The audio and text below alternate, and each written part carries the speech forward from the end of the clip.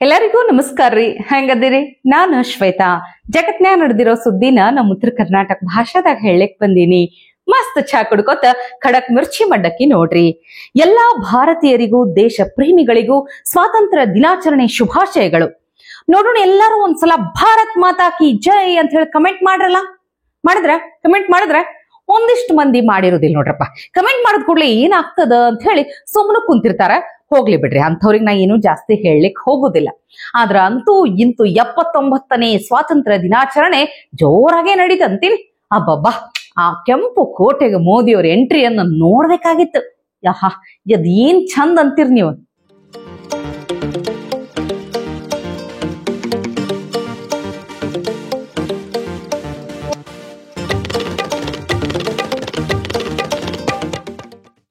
ಕೆಂಪು ಕೋಟೆದಾಗ ಫ್ಲಾಗ್ ಹಾಸ್ಟ್ನು ಮಾಡಿದ್ದಾಯ್ತು.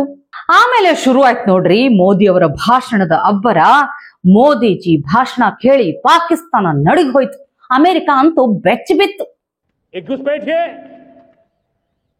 मेरे देश की बहन बेटियों को निशाना बना रहे हैं, ये बर्दाश्त नहीं होगा। ये घुसपैठिए भोले भाले आदिवासियों को भ्रमित करके उनकी जमीनों पर कब्जा कर रहे हैं। ये देश सहन नहीं करेगा। और इसलिए मेरे प्यारे देशवासियों, जब डेमोग्राफी परिवर्तन होता है, सीमावर्ती क्षेत्रों में डेमोग्राफी में परिवर्तन होता है, तब राष्ट्रीय सुरक्षा के लिए संकट पैदा होता है।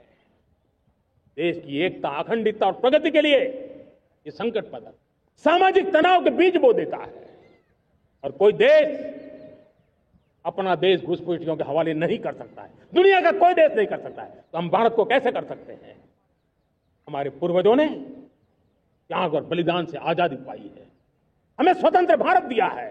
और इसलिए मैं आज लाल किले की प्राचीर से कहना चाहता हूं, हमने एक हाई पावर्ड डेमोग्राफी मिशन शुरू करने का निर्णय किया है। हंगे मोदीजी भाषणದಾಗ आरएसएस बग्ಗೆನೂ ಮಾತಾಡ್ತಾರ. आज मैं बहुत गर्व के साथ एक बात का जिक्र करना चाहता हूं। आज से 100 साल पहले एक संगठन का जन्म हुआ, राष्ट्रीय स्वयंसेवक संघ। 100 साल की राष्ट्र की सेवा एक बहुत ही गौरवपूर्ण स्वर्णिम पृष्ठ है। व्यक्ति निर्माण से राष्ट्र निर्माण के संकल्प को लेकर के 100 साल तक मां भारती का कल्याण का लक्ष्य लेकर के लक्षावधि स्वयंसेवकों ने मातृभूमि के कल्याण के लिए अपना जीवन समर्पित किया है। सेवा, समर्पण, संगठन और अप्रतिम अनुशासन, ये जिसकी पहचान रही है, ऐसा राष्ट्रीय स्वयंसेवक संघ दुनिया का ये सबसे बड़ा एनजीओ है। एक प्रकार से 100 साल का उसका समर्पण का इतिहास है। आज लाल किले की प्राचीर से 100 साल की इस राष्ट्र सेवा की यात्रा में योगदान करने वाले सभी स्वयंसेवकों को आदरपूर्वक स्मरण करता हूं। और देश गर्व करता है राष्ट्रीय स्वयंसेवक संघ की इस 100 साल की भव्य समर्पित यात्रा को, और हमें प्रेरणा देता रहेगा। ಇಷ್ಟೆಲ್ಲ ಆದ್ಮೇಲೆ ದೇಶದ ಮಂದಿಗೆ ಒಂದು ಚಲೋ ಗಿಫ್ಟ್ ಕೊಡ್ಲಿಲ್ಲ ಅಂದ್ರೆ ಹೆಂಗ್ ಹೇಳ್ರಿ? ಒಂದು ಚಲೋ ಗಿಫ್ಟ್ ಕೊಡೋ ಬಗ್ಗೆ ಹೇಳಿದ್ರಪ್ಪ. ಬರೋ ದೀಪಾವಳಿಗೆ ದೇಶದ ಜನತೆಗೆ ಭರ್ಜರಿ ಗಿಫ್ಟ್ ಅಂತೂ ಐತಿ. ಅದು GST ದಾಗೆ ಅನ್ನೋದನ್ನ ಅವರೇ ಕನ್ಫರ್ಮ್ ಮಾಡಿದ್ರು. दिवाली में आपकी डबल दिवाली का काम मैं करने वाला हूं। इस दिवाली में आपको एक बहुत बड़ा तोहफा देशवासियों को मिलने वाला है। पिछले 8 साल से हमने GST का बहुत बड़ा रिफॉर्म किया, पूरे देश में टैक्स के बर्डन को कम किया, टैक्स की व्यवस्थाओं को सरल किया। और 8 साल के बाद समय की मांग है कि हम एक बार उसको रिव्यू करें। हमने एक हाई पावर कमेटी को बिठा करके रिव्यू शुरू किया, राज्यों से भी विचार विमर्श किया। और मेरे प्यारे देशवासियों, हम नेक्स्ट जनरेशन GST रिफॉर्म्स लेकर के आ रहे हैं। ये दिवाली के अंदर आपके लिए तोहफा बन जाएंगे। सामान्य मानवी की जरूरतों के टैक्स भारी मात्रा में कम कर दिए जाएंगे। ಅಂತೂ ಇಂತೂ 79ನೇ ಸ್ವಾತಂತ್ರ್ಯ ದಿನ ಅದ್ಧೂರಿಯಾಗಿ ಆಚರಣೆ ಆಯ್ತು. ಅದರಾಗೂ ಒಂದು ವಿಡಿಯೋ ಭಾರಿ ಖುಷಿ ಕೊಡ್ತು ನೋಡ್ರಿ. ಒಬ್ಬ ಡೆಲಿವರಿ ಬಾಯ್ ಫುಡ್ ಡೆಲಿವರಿ ಕೊಟ್ಟು ಅದರ ಜೊತೆಗೆ ತನ್ನ ಸ್ವಂತ ಖರ್ಚಿನಿಂದ ತಿರಂಗ ಕೊಡ್ಲಿಕತ್ತಿದ್ದ.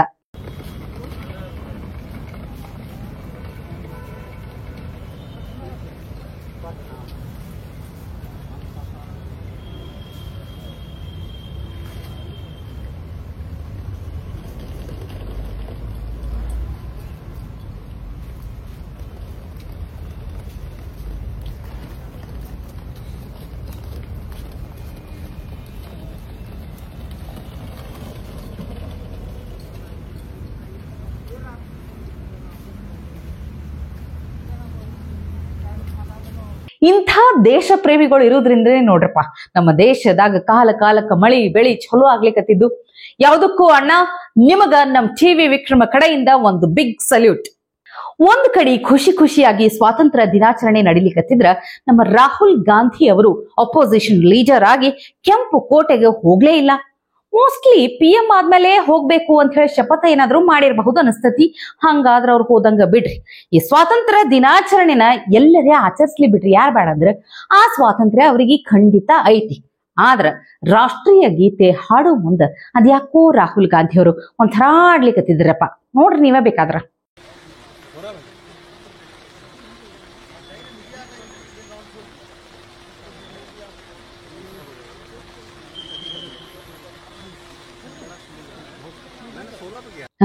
ಪಾಪ ರಾತ್ರಿ ನಿದ್ದೆ ಮಾಡ್ಯಾರೋ ಇಲ್ಲೋ ಏನ್ ಯಾರಿಗ್ ಗೊತ್ತ ಹೇಳ್ರಿ. ಯೂತ್ ಅಲ್ಲೇನ್ರಿ, ಲೇಟ್ ನೈಟ್ ಏನಾರೇ ಸೆಲೆಬ್ರೇಟ್ ಮಾಡ್ಲಿಕತ್ತಿರ್ಬಹುದಪ್ಪ, ಯಾರಿಗ್ ಗೊತ್ತು. ಅಲ್ಲ, ನಮ್ಕಿಂತ ಮೊದಲ ಈ ಪಾಕಿಸ್ತಾನದ ಸ್ವಾತಂತ್ರ್ಯ ದಿನಾಚರಣೆ ಇತ್ತಲ್ಲ, ಅದ್ರದ್ದು ಏನಾರೇ ಸೆಲೆಬ್ರೇಟ್ ಮಾಡ್ಲಿಕತ್ತಿದ್ರೋ ಏನೋ, ಯಾರಿಗ್ ಗೊತ್ತು. ಒಟ್ನ್ಯಾಗ ಬಹಳ ಬ್ಯುಸಿ ಪರ್ಸನ್ ಅದಾರ ಬಿಡ್ರಿ ಅವ್ರ. ಈ ಪಾಕಿಸ್ತಾನದ ಸ್ವಾತಂತ್ರ್ಯ ದಿನಾಚರಣೆ ಅಂತ ಅಂದ ಕೂಡ್ಲೇನೆ ಒಂದು ವಿಡಿಯೋ ನೆನಪಾಯ್ತು ನೋಡ್ರಿ.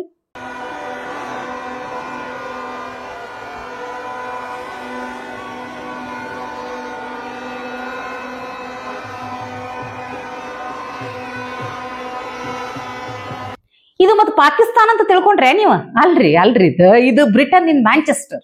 ಒಂದ್ ಸಲ ನಾನು ಈ ಸೀನ್ ನೋಡಿ ಶಾಕ್ ಆಗಿಬಿಟ್ಟಿದ್ದೆ. ಎಂಥ ಗತಿ ಬಂದದ್ ನೋಡ್ರಿ, ಹೇಳಿದ್ರ ಕೇಳೋದಿಲ್ಲ. ಒಳಗ ಬಿಟ್ಕೊಂಡ್ರು. ಈಗ ನೋಡಿದ್ರ ಬ್ರಿಟನ್ ಪಾಕಿಸ್ತಾನ ನುಂಗಿತ್ತೋ ಅಂತ ಹೇಳುವಂಗಾಗ್ಬಿಟ್ಟೈತಿ. ಇನ್ನ ನಮ್ಮ ರಾಜ್ಯದ ವಿಷಯಕ್ಕೆ ಬರೋಣ. ಇಲ್ಲಿ ಸ್ವಾತಂತ್ರ್ಯ ದಿನಾಚರಣೆಕಿನ ಜಾಸ್ತಿ ಅನಾಮಿಕ ಮಾಸ್ಕ್ ಮ್ಯಾನ್ ಸ್ಟೋರಿನೇ ಜೋರಾಗಿ ನಡೆದೈತಿ. ವಿಧಾನಸೌಧದಾಗ ಜೋರಾಗಿ ಸದ್ದು ಮಾಡ್ಲಿಗತ್ತಾನ. 6 ವರ್ಷಕ್ಕೆ ಅವರಿಂದ ಹಿಡಿದು ಎಲ್ಲರೂ ಭಾರಿ ಮಸ್ತ್ ಬೆಂಡ್ ಎತ್ತಿದ್ರು ನೋಡ್ರಿ. ಅವನು ನೀವು ಎಲ್ಲಿ ಹೇಳಿದ್ರು ಹಂಗೆ ಭೂಮಿನ ಬಗದ್ ಬಿಡೋನು, ಭೂಮಿನ ಹಂಗೆ ಓಪನ್ ಮಾಡ್ಬಿಡೋನು.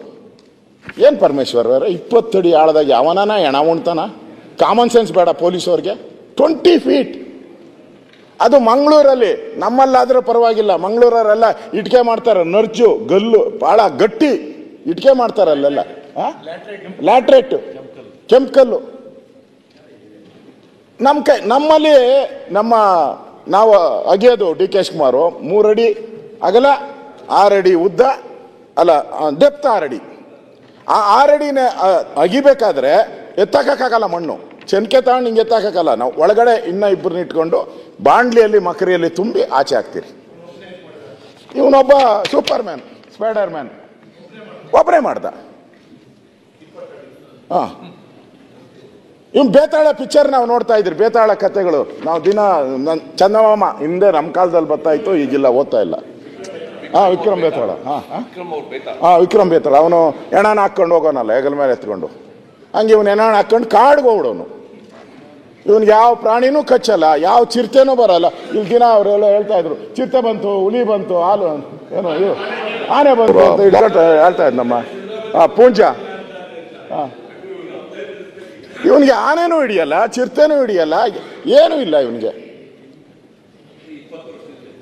20 ವರ್ಷದಿಂದ ಅಂದ್ರೆ ಕಾಮನ್ ಸೆನ್ಸ್. ನಾನು ಹೇಳೋದು, ಯಾರೋ 164 ಸ್ಟೇಟ್ಮೆಂಟ್ ಮಾಡಿದ್ದಾರೆ ನಿಜ, ನಾನೇನೋ ಇಲ್ಲ ಅಂತ ಹೇಳಲ್ಲ. ಅದಕ್ಕೆ ಎಷ್ಟು ತನಿಖೆ ಬೇಕಾಯ್ತು ಅಷ್ಟನ್ನು ಮಾಡ್ಬೇಕಾಯ್ತು ಮೊದಲು.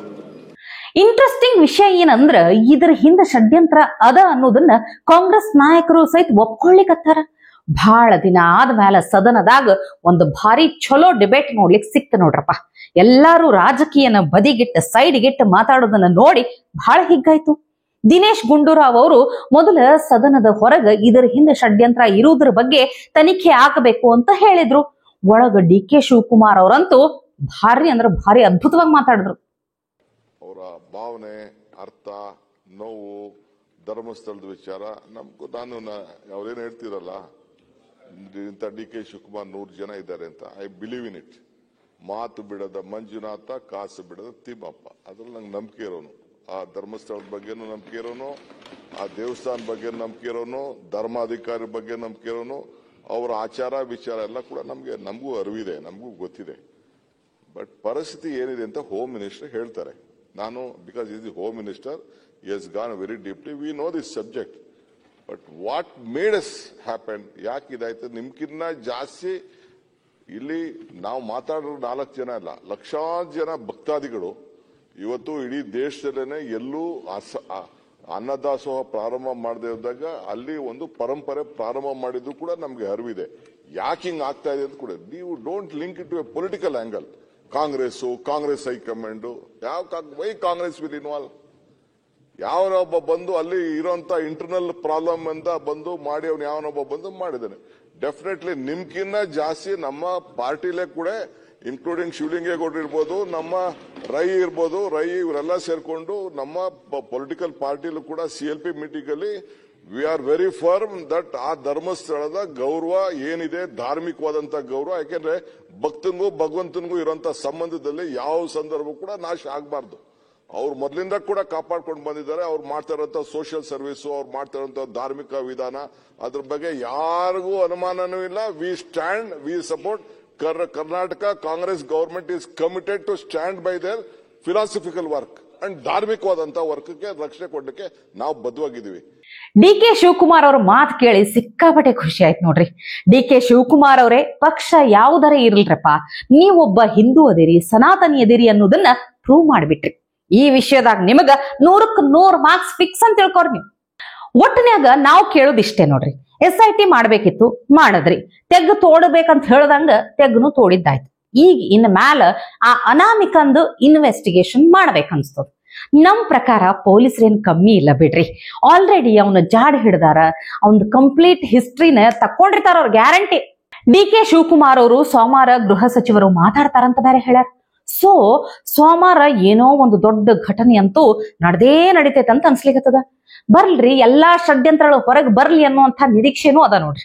ಇನ್ನು ಇದ್ರ ನಡು ದೇಶದಾಗ ದೊಡ್ಡದಾಗಿ ಚರ್ಚೆ ಆಗ್ಲಿಕ್ಕತ್ತಿರುವಂತಹ ವಿಷಯ ಅಂದ್ರ ಬೀದಿ ನಾಯಿಗಳದ್ದು. ಬೀದಿ ನಾಯಿಗಳನ್ನ ಹಿಡಿದು ಹೊಡೆದ್ ಹಾಕ್ಬೇಕಂತ ಹೇಳಿ ಸುಪ್ರೀಂ ಕೋರ್ಟ್ ಆದೇಶ ಕೊಟ್ಟ ಬೆನ್ನಾಗೆ ಶ್ವಾನ ಪ್ರಿಯರು ಸಿಟ್ಟಿಗೆದ್ದು ಬಿಟ್ಟಾರ.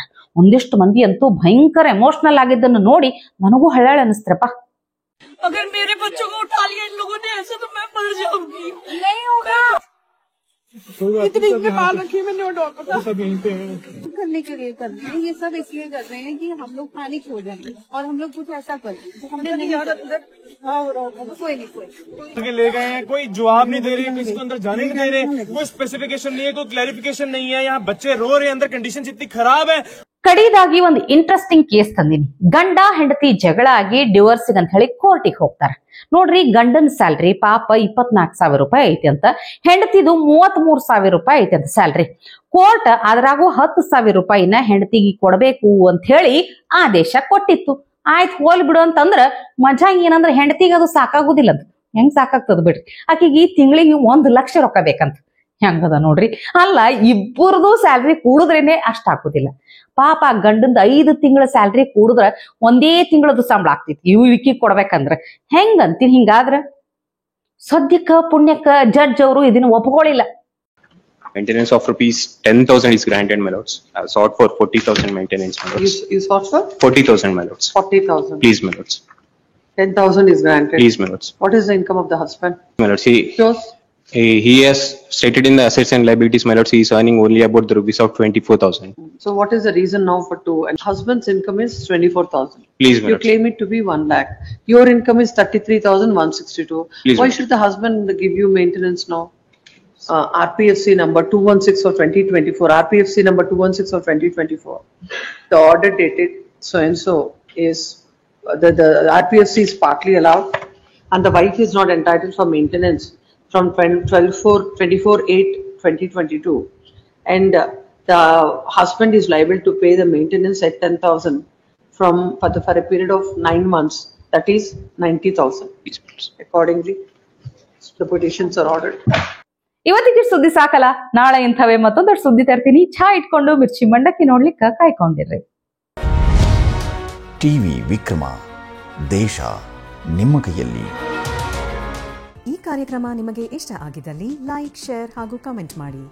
ಟಿವಿ ವಿಕ್ರಮದ ಕಾರ್ಯಕ್ರಮಗಳನ್ನು ನಿರಂತರವಾಗಿ ವೀಕ್ಷಿಸಲು ಸಬ್ಸ್ಕ್ರೈಬ್ ಮಾಡಿ, ಬೆಲ್ ಐಕನ್ ಒತ್ತಿ.